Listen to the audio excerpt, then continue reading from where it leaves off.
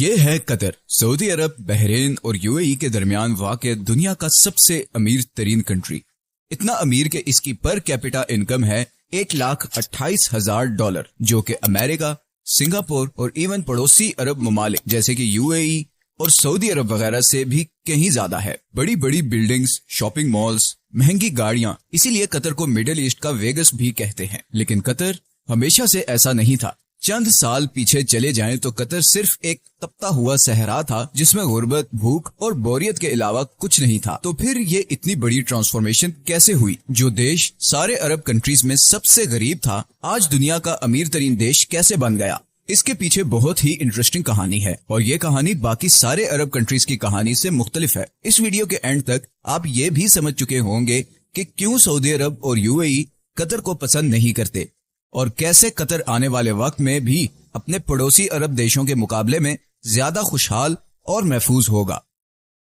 یہ کہانی شروع ہوتی ہے 1916 میں، جب قطر کے امیر عبداللہ الثانی نے برٹش کے ساتھ ایک ٹریٹی سائن کی، جس کے مطابق برٹن نے قطر کو کسی بھی زمینی یا سمندری حملے کی صورت میں ڈیفینڈ کرنا ہوگا، اور قطر بدلے میں اگلے 25 سال تک برٹش کالونی کا حصہ رہے گا، اور یہاں سے نکلنے والے ہر نیچرل ریسورس میں برٹن کا شیئر ہوگا۔ 1940 میں قطر میں سب سے پہلی آئل فیلڈ ڈسکور ہوئی۔ 1960 تک قطر میں تیل کی کھوج اور اسے زمین سے نکالنے کا کام عروج پر تھا، اور قطر کے حالات آہستہ آہستہ بدلنے شروع ہو چکے تھے، مگر ابھی بھی کوئی بہت زیادہ تبدیلی نہیں آئی تھی۔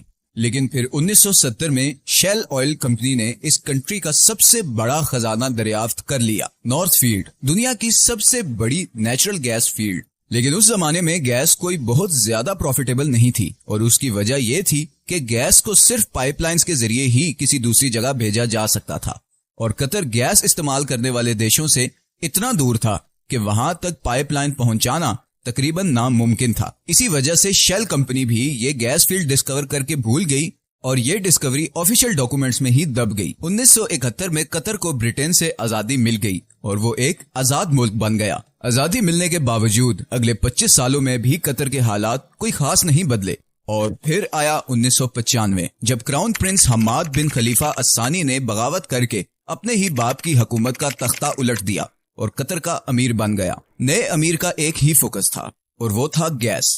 حماد بن خلیفہ یہ جانتا تھا کہ قطر کی تقدیر صرف گیس ہی بدل سکتی ہے، اسی لیے اس نے ایک بہت ہی ریئر ٹیکنالوجی گیس لیکویفیکیشن میں انویسٹ کیا۔ لیکویفیکیشن ایک ایسی ٹیکنالوجی ہے جس میں گیس کو لیکوڈ فارم میں کنورٹ کیا جاتا ہے تاکہ اسے آئل کی طرح شپس میں دوسرے کنٹریز تک پہنچایا جا سکے۔ اس سارے پروسیس میں گیس کو -161 ڈگریز پہ ٹھنڈا رکھنا پڑتا ہے۔ اسی پروسیس پہ قطر نے ساری انویسٹمنٹ کر دی، اور آج وہ LNG کا سب سے بڑا ایکسپورٹر ہے۔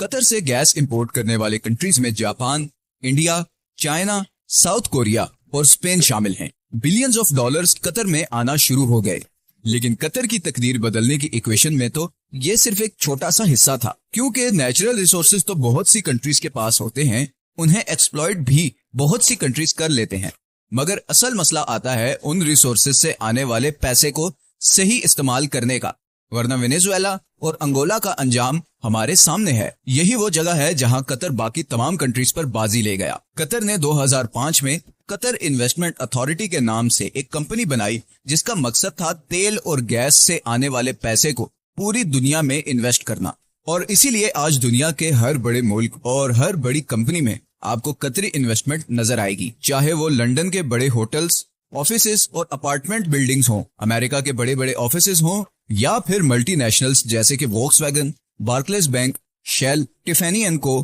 یا پھر روسنیٹ، رشیا کی سب سے بڑی آئل کمپنی۔ ان تمام کنٹریز اور کمپنیز میں قطر کی ہیوی انویسٹمنٹس ہیں، لیکن یہ بھی قطر کی ٹوٹل انویسٹمنٹس کا ایک چھوٹا سا حصہ ہے۔ اس کے علاوہ Qatar billions of dollars roads, airports, research centres اور فائنینشیل سینٹرز وغیرہ پہ لگا چکا ہے۔ ایون کہ ابھی فیفا ورلڈ کپ، جو کہ شاید دنیا میں سپورٹس کا سب سے بڑا ایونٹ ہے، وہ بھی قطر میں ہی ہو رہا ہے، کیونکہ ایسے state of the art stadiums پورے عرب میں صرف قطر کے پاس ہیں۔ ان ساری انویسٹمنٹس کا مقصد ہے آئل اور گیس کے آلٹرنیٹ انکم سورسز کریٹ کرنا۔ اب یہ تو تھی قطر کی اکنامک سائیڈ۔ دوسری طرف انٹرنیشنل پولیٹیکل انفلوئنس حاصل کرنے کے لیے قطر نے دنیا کا سب سے بڑا عرب میڈیا نیٹ ورک شروع کیا، जिसे आज हम अल जजीरा के नाम से जानते हैं। असल में बहुत सालों तक कतर सऊदी अरब के कंट्रोल में था और नए अमीर खलीफा बिन हमाद ये अच्छी तरह जानता था कि अगर कतर ने दुनिया में एक मकाम बनाना है तो उसके लिए उसकी एक अलग से पहचान बहुत जरूरी है। पूरी दुनिया तक कतर की आवाज और उसका नैरेटिव पहुंचाने में अल जजीरा ने एक बहुत जबरदस्त रोल प्ले किया है। 2010 की अरब स्प्रिंग के दौरान भी अल जजीरा वो वाहिद चैनल था जिसने प्रोटेस्ट को ऑन एयर किया और इसकी वजह से सऊदी अरब और दूसरी कंट्रीज से इसे जबरदस्त क्रिटिसिज्म का सामना भी करना पड़ा। अल जजीरा का इन्फ्लुएंस इतना ज्यादा है कि 2017 में जब सब अरब कंट्रीज ने कतर का बायकॉट किया तो उसको खत्म करने के लिए जो सबसे पहली डिमांड रखी गई थी वो थी अल जजीरा को बैन करना।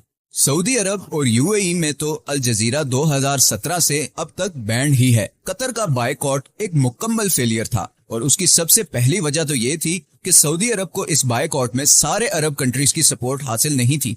इवन कुवैत और ओमान भी इस बायकॉट का हिस्सा नहीं बने। दूसरा, कतर के ईरान और तुर्की से भी बहुत अच्छे ताल्लुकात हैं, जिसकी वजह से गो के सऊदी अरब और यूएई कतर से काफी नाराज हैं, मगर इंटरनेशनली सारे कंट्रीज कतर को एक न्यूट्रल स्टेट समझते हैं और इसीलिए पूरी दुनिया में सिवाय 6 कंट्रीज के किसी ने भी इस बायकॉट को सपोर्ट नहीं किया। कतर को गैस की वजह से एक और फ्यूचर एडवांटेज भी मिला है।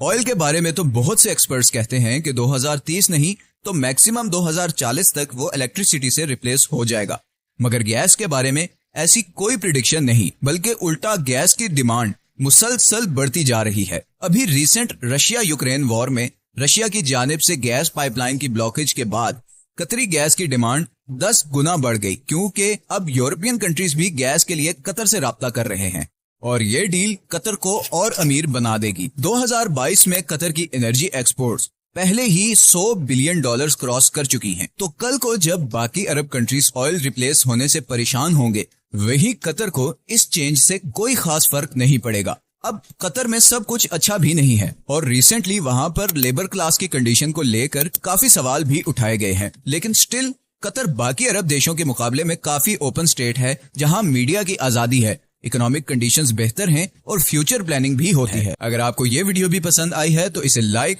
और चैनल को सब्सक्राइब जरूर कर दें, क्योंकि हमने अभी बहुत से इंटरेस्टिंग टॉपिक्स पे वीडियोस बनानी है, तो आपकी सपोर्ट बहुत जरूरी है। मिलते हैं नेक्स्ट वीडियो में।